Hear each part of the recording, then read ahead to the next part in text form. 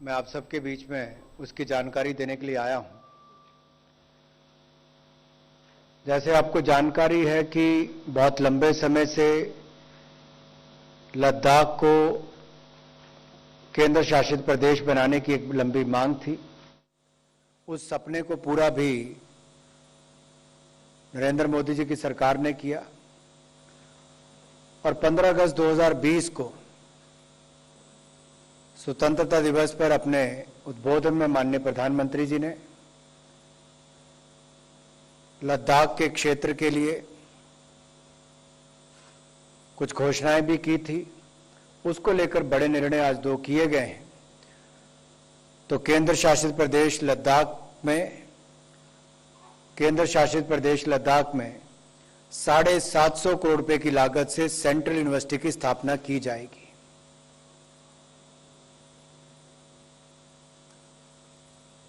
और इसकी स्थापना से जहां एक और उच्च शिक्षा के क्षेत्र में क्षेत्रीय असंतुलन को दूर करने का प्रयास होगा, क्षेत्र में बौद्धिक विकास को सहायता मिलेगी और इसके साथ साथ लद्दाख में सेंट्रल यूनिवर्सिटी की स्थापना से उच्च शिक्षा का प्रसार होगा, छात्रों को उच्च शिक्षा के अधिक अवसर मिलेंगे। ये सेंट्रल यूनिवर्सिटी वहां पर अन्य शिक्षण संस्थानों के लिए भी एक मॉडल का कार्य करेगी। वहां उच्च शिक्षा की क्वालिटी में सुधार होगा। इससे लद्दाख क्षेत्र के सर्वांगीण विकास में भी सहायता मिलेगी। इस यूनिवर्सिटी का ज्यूरिसडिक्शन जो है वो पूरा लद्दाख का क्षेत्र होगा। लेह, कारगिल वगैरह सारे क्षेत्र इसमें आएंगे। और इस बात पर मैं थोड़ा बल इसलिए बैकग्राउंड में जाना चाहता हूं कि जब J&K रीऑर्गेनाइजेशन एक्ट 2019 में तत्कालीन जम्मू कश्मीर के राज्य में लेह और कारगिल को मिलाकर यूनियन टेरिटरी ऑफ लद्दाख को सृजन किया गया था और उस समय तत्कालीन J&K में जम्मू सेंट्रल यूनिवर्सिटी थी, कश्मीर सेंट्रल यूनिवर्सिटी थी। तो ये जो सारा क्षेत्र लेह, कारगिल, लद्दाख का है, ये यूनियन टेरिटरी ऑफ लद्दाख बनने के बाद इसमें उस तरह के शिक्षण संस्थान की एक भारी कमी थी। तो 750 करोड़ की लागत से central university union territory of Ladakh में स्थापित की जाएगी, जिसमें लेह, कारगिल वाले सारा क्षेत्र जितना है वो इसके अंतर्गत आएगा। दूसरा बड़ा निर्णय जो है, पहाड़ी राज्य है, मैं स्वयं पहाड़ी राज्य से आता हूं, लेकिन यहां की परिस्थितियां तो और भी चुनौतीपूर्ण है और उसमें विशिष्ट आवश्यकताओं के अनुरूप विकास कार्यों को गति देने के लिए एक इंटीग्रेटेड मल्टीपर्पज कॉरपोरेशन की स्थापना करने का निर्णय लिया गया है। इंटीग्रेटेड मल्टीपर्पज कॉरपोरेशन की स्थापना करने का निर्णय लिया गया है। यह कॉरपोरेशन लद्दाख में उद्योग, पर्यटन, परिवहन सुविधाओं के विकास और स्थानीय उत्पादों और हस्तशिल्प की मार्केटिंग जैसे महत्वपूर्ण कार्य करेगा। यह कॉरपोरेशन इंफ्रास्ट्रक्चर के निर्माण में भी एक सहायता उपलब्ध करवाएगा और एक कॉरपोरेशन इंफ्रास्ट्रक्चर के निर्माण के लिए लद्दाख की मुख्य कंस्ट्रक्शन एजेंसी के रूप में भी कार्य करेगा। सो इससे वहां पर विकासात्मक कार्यों को बल मिलेगा, गति मिलेगी। इसका जो गठन होगा, जो स्थापना होगी, इस कॉरपोरेशन को कंपनीज एक्ट के अंतर्गत गठित किया जाएगा। ऑथराइज शेयर कैपिटल इसकी 25 करोड़ होगी और जो सालाना व्यय इसके ऊपर होगा वो लगभग 2 करोड़ 42 लाख रुपया होगा।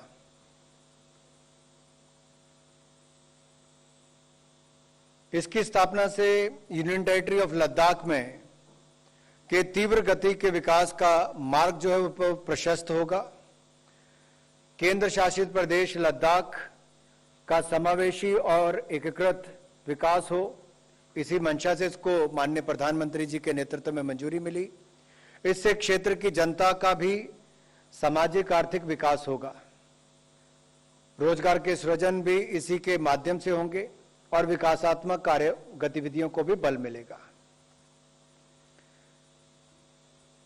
आत्मनिर्भर भारत, जहां उसको बल, ये पिछले निर्णय जो मैंने कहे उससे भी बल मिलेगा।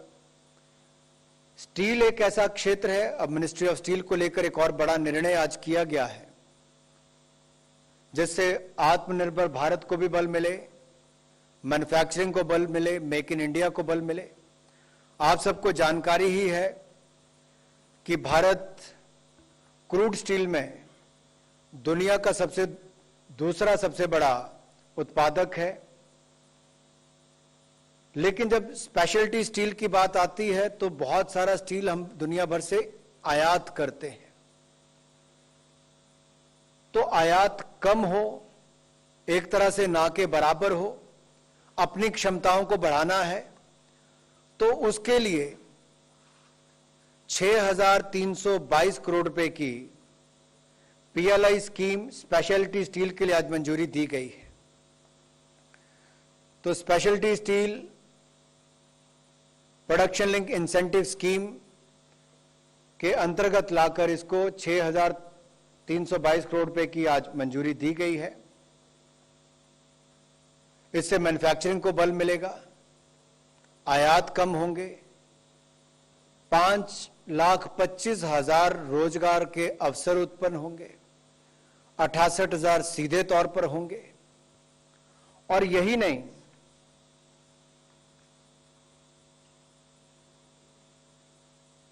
जहां इंपोर्ट कम होने के साथ साथ एंड टू एंड मैन्युफैक्चरिंग को भी इससे बल मिलेगा।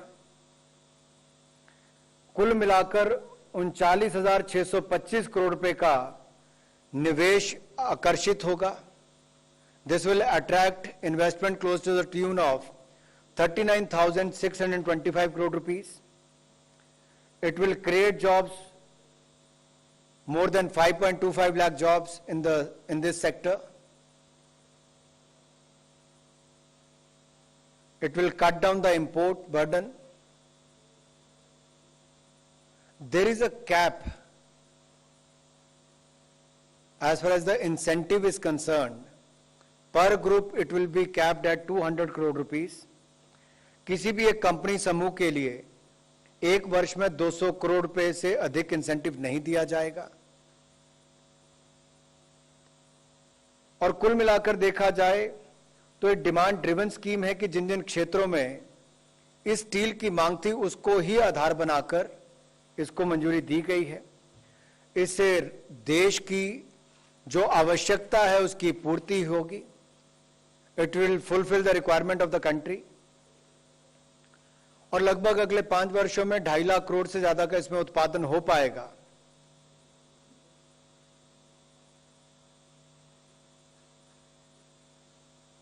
इससे हमारे एक्सपोर्ट को भी बल मिलेगा, निर्यात को भी बल मिलेगा।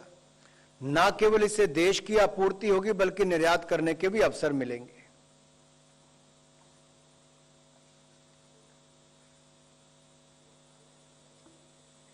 इस स्पेशलिटी स्टील की 5 कैटेगरीज जो मैं प्रोडक्ट कैटेगरीज जो आपके सामने कह देता हूं। कोटेड प्लेटेड स्टील प्रोडक्ट्स हैं जिनका प्रयोग AC, fridge, automobile body, solar energy structures में होता है। दूसरा है high strength wear resistant steel जिसका प्रयोग कंस्ट्रक्शन इक्विपमेंट में ऑयल एंड गैस की transportation pipes, boilers, pressure vessels, LPG cylinder, armour bodies में होता है। तीसरा है स्पेशलिटी रेल्स जो हाई स्पीड रेल्स में यूज होती हैं। चौथा है ऑयल्स, अलॉय स्टील प्रोडक्ट्स और स्टील वायर्स जिनका प्रयोग क्रैंकशाफ्ट, वॉल्स, बॉल बेयरिंग या गाड़ियों के टायर के लिए होता, टायर ट्रेड्स के लिए होता है। पांचवा है इलेक्ट्रिकल स्टील जो कि आपके ट्रांसफार्मर या इलेक्ट्रिक मोटर्स में प्रयोग किया जाता है। ये विभिन्न कैटेगरी के लिए पूंजी निवेश और उत्पादन में वृद्धि के अलग अलग लक्ष्य होंगे और चयनित कंपनियों को विभाग के साथ एक मेमोरेंडम ऑफ अंडरस्टैंडिंग करना होगा और पूंजी निवेश और उत्पादन में बढ़ोतरी और दोनों लक्ष्य को प्राप्त करना होगा। इस योजना से जहां एक और 6,322 करोड़ रुपया स्पेशलिटी स्टील के प्रोडक्शन लिंक इंसेंटिव स्कीम के अंतर्गत दिया जाएगा अगले 5 वर्षों में। वहीं पर जैसा मैंने आपको कहा, लगभग 40,000 करोड़ रुपए का इसमें निवेश भी आएगा। 5.25 लाख लोगों को रोजगार के अवसर भी मिलेंगे।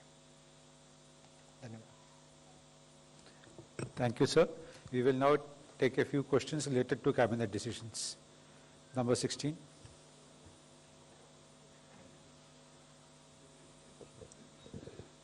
मंत्री एस.एम. आसिफ, एडिटर इन दिनों।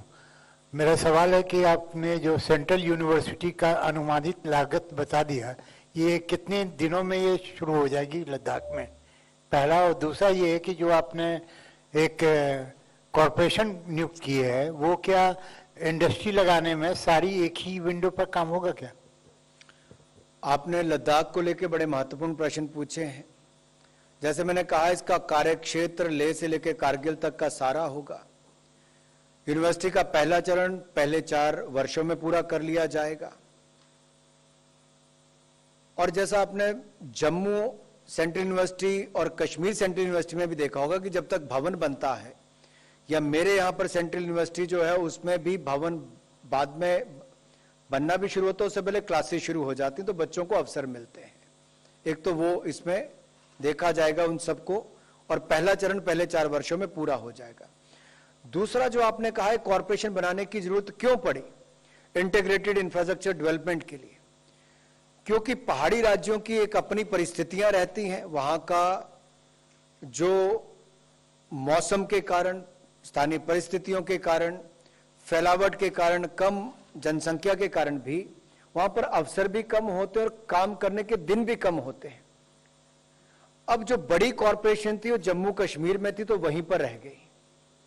यूनियन टेरिटरी ऑफ लद्दाख बनने के बाद इसकी बहुत आवश्यकता थी, ताकि वहां में स्वरोजगार के अवसर भी मिल सके और वहां के विकास को गति दी जा सके। तो वहां पर विकास को गति देने के लिए इसका गठन किया जा रहा है, इससे उसको बल मिलेगा। 54. सर, प्रशांत हूँ, एबीपी न्यूज से। कैबिनेट से जो तो जुड़ा सवाल नहीं है। कांग्रेस ने यह आरोप लगाया है कि जो दैनिक भास्कर ग्रुप पे छापा पड़ा है इनकम टैक्स का, वो लोकतंत्र की आवाज दबाने की कोशिश है। देखिए, जनरली हम लोग जितने प्रश्न हैं वो कैबिनेट के निर्णय पर ही रखते हैं, और ऐसे बहुत सारे अफसर आएंगे, पार्लियामेंट भी चल रही है और वहां पर बाकी जगह भी आपके इन सारे प्रश्नों का उत्तर दिया जा सकता है। लेकिन मैं इतना ही कहूंगा, एजेंसीज अपना काम करती हैं।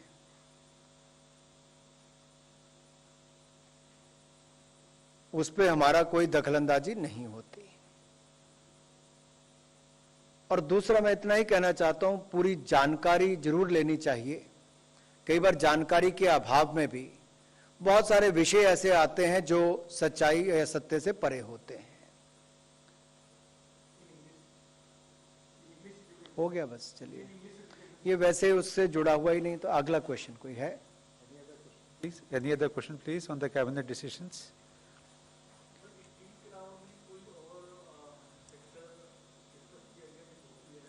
मैं धन्यवादी हूं, आपने प्रश्न पूछा। जैसा आपने देखा, प्रोडक्शन लिंक इंसेंटिव स्कीम पहले 3 ऐसे क्षेत्रों के लिए शुरू की गई थी। मोबाइल मैन्युफैक्चरिंग में देखा जाए तो भारत इंपोर्ट ज्यादा करता था, अब भारत दुनिया का दूसरा सबसे बड़ा मोबाइल मैन्युफैक्चरर बना प्रोडक्शन लिंक इंसेंटिव स्कीम के कारण। इसकी 3 क्षेत्रों में सफलता के बाद 10 और क्षेत्रों में प्रोडक्शन लिंक इंसेंटिव स्कीम को लाने का बात की गई थी, और इसमें भी लगभग 1.5 लाख करोड़ से ज्यादा 5 वर्षों में खर्च किए जाएंगे। लाखों रोजगार के अवसर उत्पन्न होंगे। और इन 10 सेक्टर में से एक स्पेशलिटी स्टील को चुना गया, ताकि जो हम आयात करते हैं इंपोर्ट ना हो, देश में ही मैन्युफैक्चरिंग हो और आत्मनिर्भर भारत को बल भी मिले, मेक इन इंडिया को बल भी मिले। उस मंशा के साथ इसको शुरू किया गया। 1.25 लाख रोजगार मिलेंगे, 40,000 करोड़ के लगभग निवेश आएगा, आयात कम होंगे, फॉरेन एक्सचेंज भी कम खर्च होगा। इसका कुल मिलाकर भारत में स्टील सेक्टर को बड़ा बल मिलने वाला है। स्टील और स्टील से रिलेटेड जो इंडस्ट्रीज है उनको भी इसका इको इफेक्ट जो बाकी जगह भी होगा।